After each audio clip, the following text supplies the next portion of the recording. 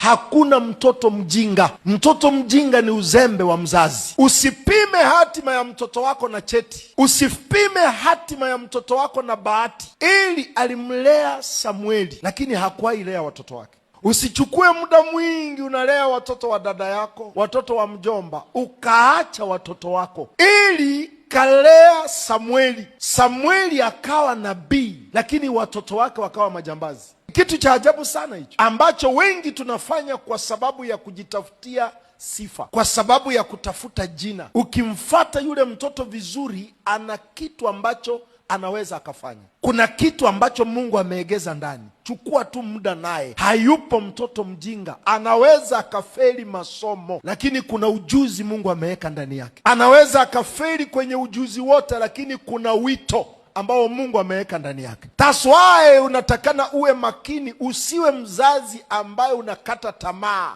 mapema. Tafuta mpaka upate kila ambacho Mungu ameegeza ndani ya mtoto wako.